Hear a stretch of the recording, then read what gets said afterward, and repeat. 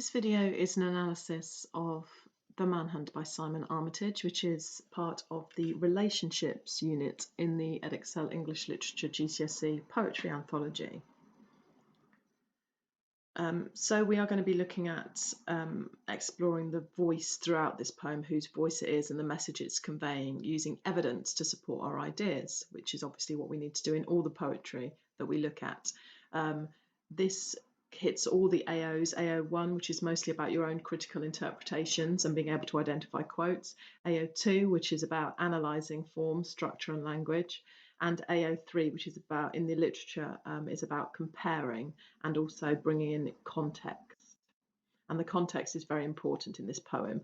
You have to say a little bit about context in any poem that you refer to in the anthology question of the Edexcel exam.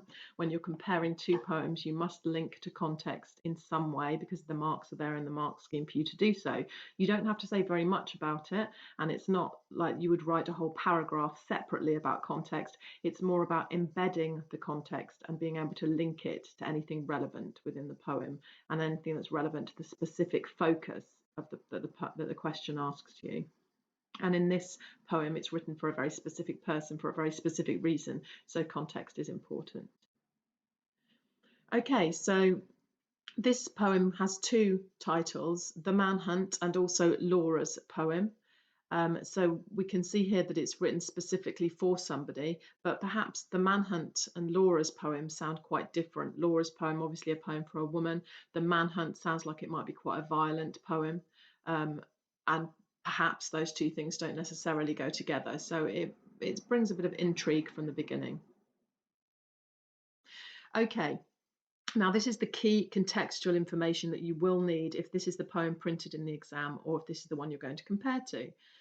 So it's by Simon Armitage, who is now the Poet Laureate currently. It's sometimes referred to as Laura's poem, The Manhunt, and it was originally revealed, so written for, a Channel 4 documentary called Forgotten Heroes, The Not Dead. And this documentary looked at lives of soldiers and their families that have been affected by war and injury. So in the documentary, this poem, The Manhunt, is read by Laura, a real person, her actual name is Laura, who's the wife of Eddie Beddoes, again a real person, a soldier who served as a peacekeeper in Bosnia. He was discharged due to injury and depression. So this poem is about the effects of when Eddie came home after having had those experiences in the military.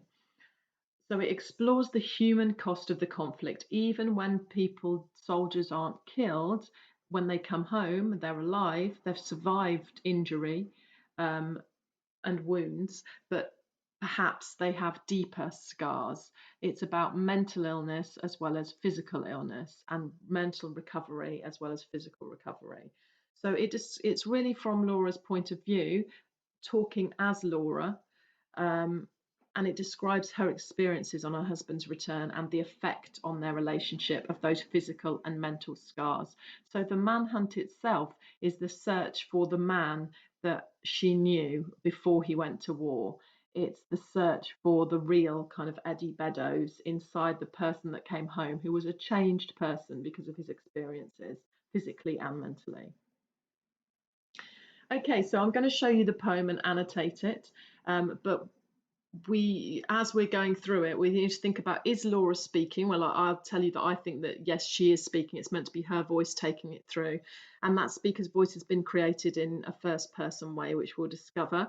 The purpose of the poem, that's down to your interpretation when you come to write an analysis of it, but I can my interpretation of it is that wounds are more than physical, and people can have scars and their wounds can be healed, but they can also have internal scars, mental scars.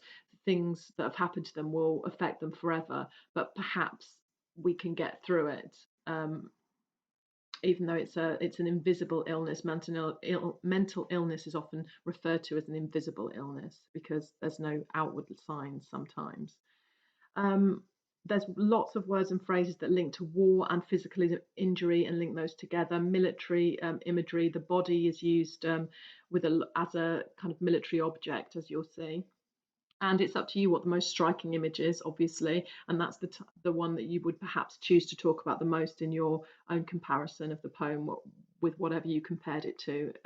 You never, in the poetry exam for Edexcel, you never talk about one poem on its own as a single unit. You always compare. With the unseen, there are two that you compare, and with this one, you will compare it to any other poem of your choice if this was the printed poem within the anthology, or perhaps the other poem is something completely different, let's say Nettles, and you choose to make the Manhunt the poem you compare that to. You'll have Nettles printed, you won't have the Manhunt printed, so you have to know it enough to know the key quotes and key devices and what it's about. Okay, so this is the poem itself, The Manhunt. You can see it's written in couplets, okay? So already, if we're thinking about structure, because you have to write about language and structure, then that's one of the first things you might talk about. Sorry about my pen here. Couplets. And of course, you can't just say this poem is written in couplets. We need a link. That won't get you much identifying how the poem's written. What will get you the marks is linking it all the time to the subject of the question. Now, the question is always going to be about love or relationships, but it might be more specific than that. It might say about pain in a relationship, about loss in a relationship. And if so, you need to keep linking it back to that. I don't know what the question is going to say, so I'm just going to have to be more general in my answers. So it's written in couplets, and of course, a couplet, it implies a marriage or a girlfriend-boyfriend relationship or any kind of heterosexual or homosexual relationship. In this case, we know it's a heterosexual couple because we know it's been written for this specific person, Laura, and they are married. Okay, so it perhaps signifies a marriage here. Now, looking further at structure, we think, well, we know there are couplets, but are they rhyming? So let's have a look. Phase days, well, yes. Trace face, yes. Explore jaw, yes. Hold bone, no. Attend blade, no. Thumb lung, yes. Struts ribs, no. Hurt heart, okay. So you can see it's kind of interesting here. There are some rhymed and some unrhymed and some kind of strangely half rhymed. Now, when we know about what this poem's about, which I've given you a little bit of context, so again, you can't just say that. Why? So it implies some difficulty, perhaps. Not the usual kind of relationship. It's not quite perfect, imperfect, I'm going to put. Even hurt and heart here, now that is kind of a half rhyme. It's more of an I rhyme, which we might say. Literally, you look at it and it looks like it should rhyme. Because of the hurt and heart, it's only those little bits that are different, but they change the sound of the words, which is why it doesn't completely rhyme. So again, half rhymes, no rhyme at all, and then quite a few actual rhymes. Even here, the last one, closed and close, that's almost repetition, but not quite. Repetition of a sort, I'm going to put. So it kind of rhymes again, because of course the same word rhymes with itself, kind of. Closed, close, but it's not quite right. So again, it points to this idea of imperfection. So that's something you can easily say about the structure quite early on. Sometimes people find it difficult to talk about structure. And now we can explore the imagery more. If you look at it as well, thinking about structure, there's not really hardly any, it's a lot of enjambment where the sense of the word of the line goes over to the next line. So you don't go, only then would he let me trace. The frozen river which ran through his face, it's the same. Only then would he let me trace the frozen river which ran through his face. It goes on, it carries on, it flows, okay? That is enjambment, that lovely French word.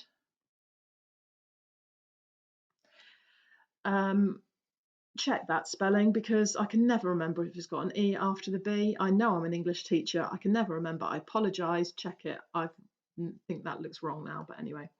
Okay. But there is a caesura, and I believe there's a couple, but here there's one just to kind of bring attention to these two words, sweating and unexploded. But the biggest caesura here is here. Then and only then did I come close. So the whole poem slows down and almost stops at the very end when she comes to the realization of how she's going to get close to him again, get through to him once more, okay? And it forces you to take a break there. So looking from it from the beginning, after the first phase, we can assume that she means the first time he comes back, or the first few days when he's back. After passionate nights and intimate days. So she is implying that the passion, the physical closeness of their relationship starts up straight away. Okay, that's not a problem. It's not that he won't touch her, that they can't be together in that way. So the physical relationship comes back quickly.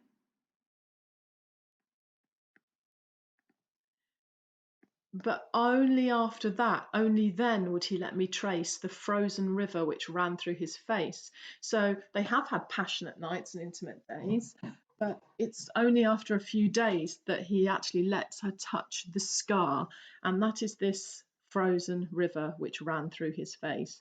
So it's a metaphor for his scar there. If you think about a scar, um, that white kind of silvery scar that happens when a wound actually heals over, but it never goes away. It looks like a frozen river, but also if you think about a river, a life-giving force flowing along, but it's frozen, so it can't flow and it is no longer life-giving. So there's a big image there around his scar and the physical wound in his face. So we start at the top of his body through his face, and you'll see in this poem it literally works its way down his body and then kind of internalizes to his internal organs till we get to the mind at the end. That's part of the structure of this poem. It forms a journey. And only then would he let me explore the blown hinge of his lower jaw. Remember, I said this imagery of his body is like a military object, as if the hinge of a door has been blown off, exploded off. And obviously, that's your jaw is like a hinge bone, isn't it? So, again, this is a metaphor. And obviously, he's had a broken jaw or something's happened to that. And handle and hold the damaged porcelain collarbone.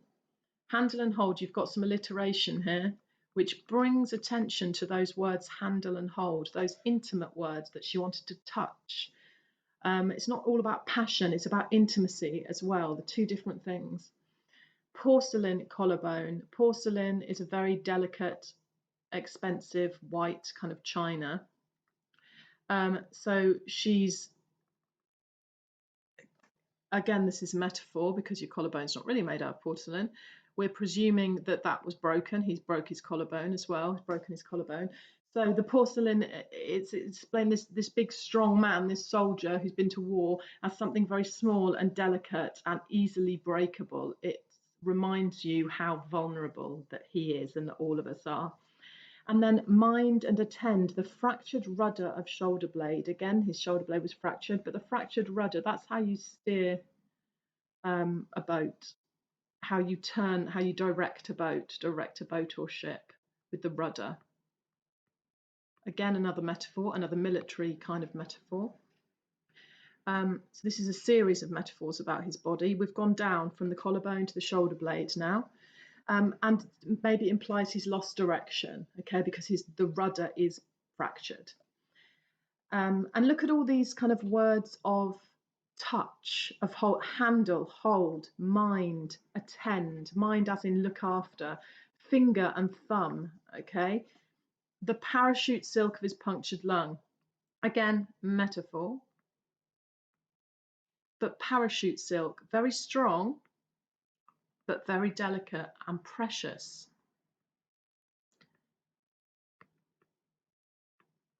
And then only then could I bind the struts and climb the rungs of his broken ribs, like a ladder. The rungs of a ladder are the horizontal bits that go across. The struts of a ladder are the two straight vertical bits that go down to make up the length of the ladder.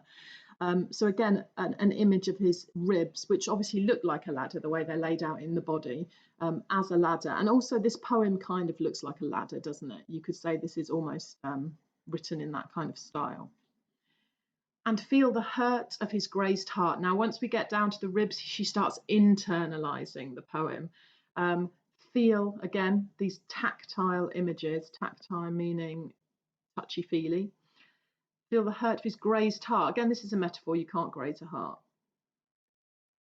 And it doesn't say broken heart. So there is a propensity for this organ to be healed. Perhaps there's a bit of hope here. It's grazed, but it's not broken. skirting along. When you skirt along, it's quite, you're almost going sideways and you're going very slowly and quietly. So she's being tentative here, slow, careful.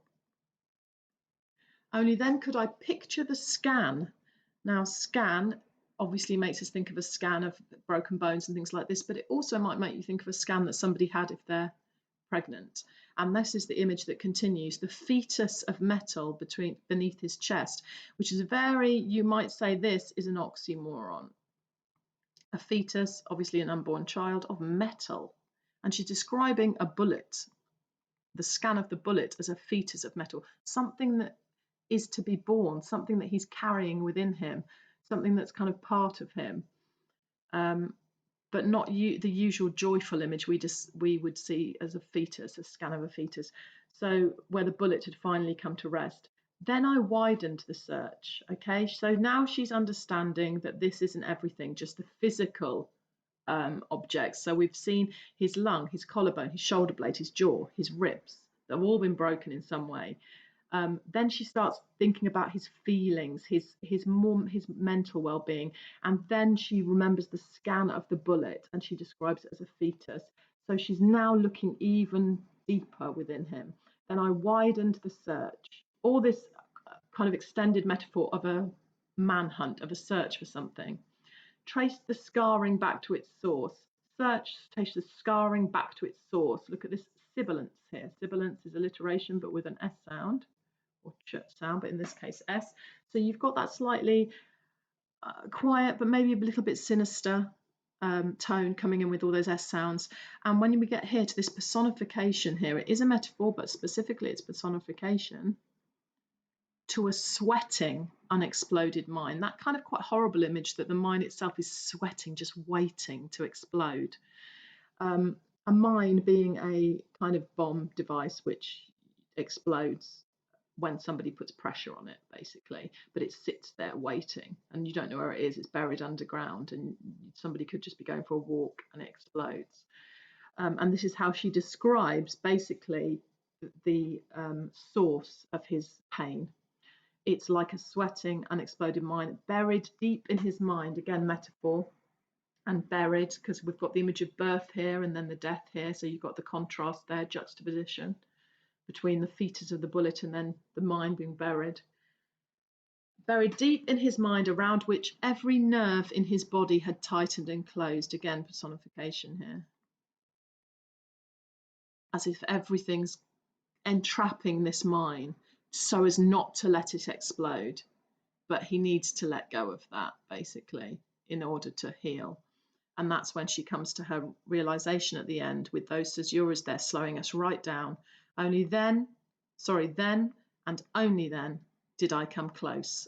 And I think what she means is, did I come close to realizing the real thing that was wrong with him? It isn't these physical wounds. It's that thing in his mind, that mental illness, that you might call PTSD, post-traumatic stress disorder, which a lot of soldiers suffer from and a lot of people suffer from that have been through a traumatic event. It's still there, it's waiting, and it could cause damage much later on.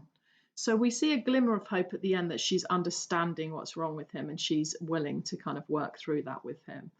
I think this is a quite brilliant poem in the amount of imagery that's in there, in the every time I read it, I can see different little things. You can all have your own interpretations of these separate images, but there's so much to say about this poem in terms of structure, context, and language.